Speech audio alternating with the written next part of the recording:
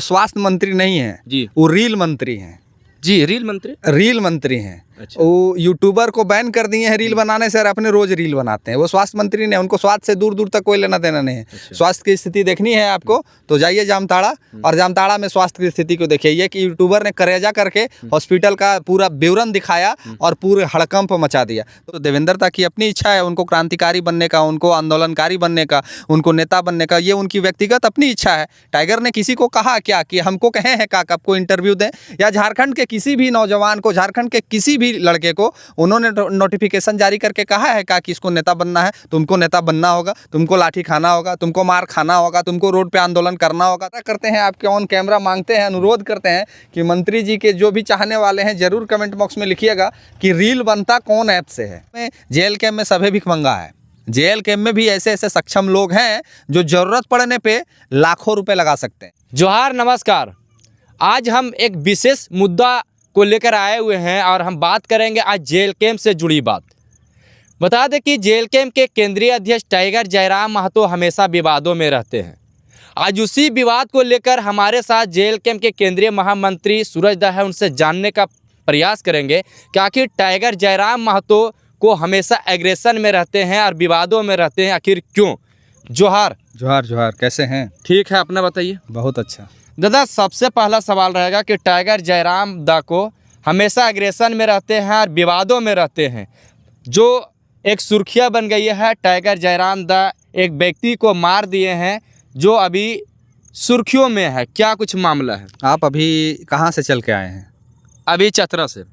तो अगर अभी बीच रास्ता में अगर कोई 4 गो पियल दारू वाला गाड़ी भेटा जाए, एक गाड़ी में 4 गो आदमी बैठल हो और दारू पियले हो और आपका गाड़ी को रुका दे और आपको कहे कि हम गाड़ी नहीं साइड करेंगे, तो आप उतर के अगर उसको कहिएगा कि बाबू गाड़ी साइड कर दो और वो आके आपका कलर पकड़ लेगा, तब आप क्या करिएगा? ये आपसे मेरा प्रश्न है कि आपका अगर वो कॉलर पकड़ लिया तब आप क्या लग रहा था? वहाँ पे लोग दारू पी रहे थे और इसी में टाइगर जयराम दा आके उसको मारे। हम क्या बोले आपको कि अगर कोई लोग किसी माननीय का कॉलर पकड़ लेता है और उसके बाद भी वो विधायक जो हैं आपको रिलीफ दे रहे हैं, साइड करने के लिए कह रहे हैं, तो उनके साथ 2 जो अंगरक्षक है उनके ही सुरक्षा के लिए है ना।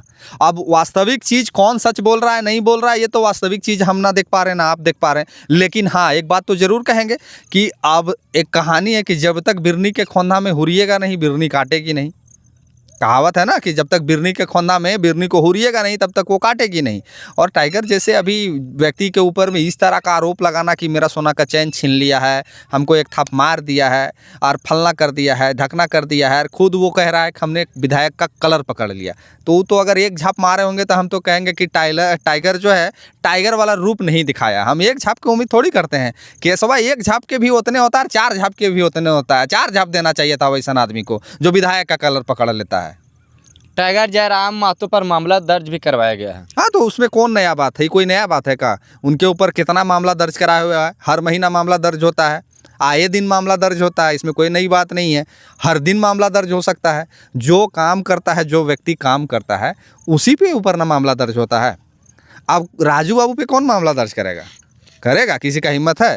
राजू बाबू का नाम लिए हैं तो राजू दा को लेकर एक बड़ा सवाल है जी कि टाइगर दा जिस तरह से चुनावी वादा किया था कि 75% हम दान करेंगे, जो सैलरी पैसा हम दान करेंगे, चाहे वो शिक्षा से संबंधित हो या किसान से संबंधित हो या अन्य किसी मामला हो, जो हम दान करेंगे, उन्होंने वादा किया था।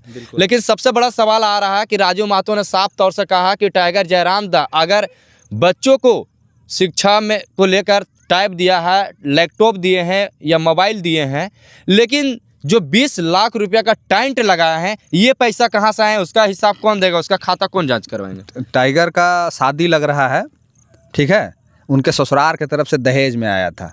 अजीब बात है, मतलब कि प्रोग्राम हो रहा है राज्यपाल महोदय का, पैसा खर्चा करेंगे टाइगर ने वही पैसा खर्च किया जो बच्चों को टैब मिला, वही पैसा खर्च किया जो बच्चों को कंप्यूटर में लैपटॉप मिला, वही पैसा खर्च किया जो बच्चों को बैग मिला। बाकी टेंट कैसे लगा, वहाँ रोड कैसे बना, राज्यपाल महोदय खाना कहाँ खाए, ये सारी व्यवस्था वहाँ का प्रबंधन ने किया। वहाँ का जो सरकार का प्रबंधन है वो उनके जिम्मेवारी होती है कि राज्यपाल महोदय का प्रोग्राम इवेंट कहीं भी हो तो उनकी पूरी व्यवस्था वहाँ का प्रबंधन करता है, और वही प्रबंधन ने किया। ये बात राजू बाबू को समझ में नहीं आएगा, अभी बच्चे हैं। लेकिन वो उनको साफ तौर से कह रहे थे कि वो मुख्य अतिथि के तौर पर आए थे, उनको बुलाया गया था, तो आखिर राज्यपाल के द्वारा ऐसे खर्चा या प्रशासन द्वारा ऐसा खर्चा नहीं की गई है? ये उनके पास लेटर हेड में राज्यपाल महोदय का लिखित में मिला है का कि ऐसा कोई हम नोटिफिकेशन नहीं किए हैं, लिखित में मिला है का? नहीं ना मिला है। तो फिर कुछ भी लोग बोल सकता है, ठीक है, कुछ भी बोल सकता है। और ऐसा नहीं है कि पूरे झारखंड में जेल कैम्प में सभी भिखमंगा है। जेल कैम्प में भी ऐसे ऐसे सक्षम लोग हैं जो ज़रूरत पड़ने पे लाखों रुपए लगा सकते हैं।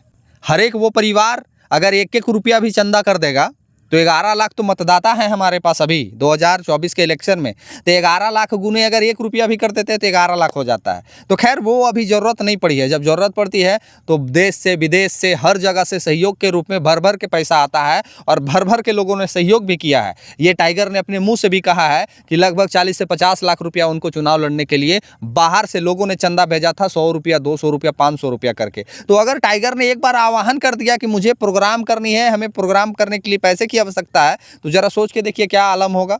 लेकिन ऐसा ज़रूरत अब नहीं पड़ता है। अब पार्टी में भी सक्षम लोग हैं, पार्टी में भी वैसे लोग हैं जो 10 रुपया, 20 रुपया, 100 रुपया, 1000 रुपया, 10,000 रुपया डोनेट कर सकते हैं, लगा सकते हैं। माननीय का 2 लाख रुपया आपका वेतन है, उस पैसे को खर्च कर सकते हैं। टाइगर दा विधायक बन गए हैं और उनके साथ साथ चलने वाले देवेंद्र दा उनको लाठी खाने के लिए रोड पर छोड़ दिया, कभी देखते नहीं का है? कहाँ आपने देखा कि टाइगर ने अपने लेटर पैड पे लिख के जारी किया है कि देवेंद्र दा लाठी खाने के लिए सब जगह पहुंचे? ये तो देवेंद्र दा की अपनी इच्छा है, उनको क्रांतिकारी बनने का, उनको आंदोलनकारी बनने का, उनको नेता बनने का, ये उनकी व्यक्तिगत अपनी इच्छा है। टाइगर ने किसी को कहा क्या कि हमको कहे हैं का आपको इंटरव्यू दें? या झारखंड के किसी भी नौजवान को, झारखंड के किसी भी लड़के को उन्होंने नोटिफिकेशन जारी करके कहा है का कि इसको नेता बनना है? तुमको नेता बनना होगा, तुमको लाठी खाना होगा, तुमको मार खाना होगा, तुमको रोड पे आंदोलन करना होगा, तुमको यहाँ आना होगा? कहीं सुने हैं का? मेरा व्यक्तिगत इच्छा है, मेरा इच्छा है कि हम आपको इंटरव्यू कर रहे हैं, मेरा इच्छा है हम आपको नहीं इंटरव्यू देंगे, मेरा इच्छा किसी और चीज़ में है। तो ये इच्छा की बात है। देवेंद्र नाथ महतो जी खुद एक आंदोलनकारी हैं, खुद एक नेता हैं, खुद एक क्रांतिकारी हैं। भगवान की इच्छा हुई, उनकी मेहनत में, परिश्रम में दम हुआ तो निश्चित तौर पर एक दिन सिल्ली के विधायक बनेंगे। नाराजी दिखा रहे हैं क्या देवेंद्र नाथ महतो को लेकर? नहीं, नाराज़गी दिखाएंगे तो हम कहेंगे कि वो सिल्ली के विधायक बने। नाराज़गी क्यों दिखाएंगे? वो हमारे साथी हैं, हमारे बढ़िया साथी हैं, एक ऐसे साथी हैं जो काफ़ी संघर्ष करते रहते हैं। आए दिन आप उनकी चर्चा देखते हैं न्यूज़ में।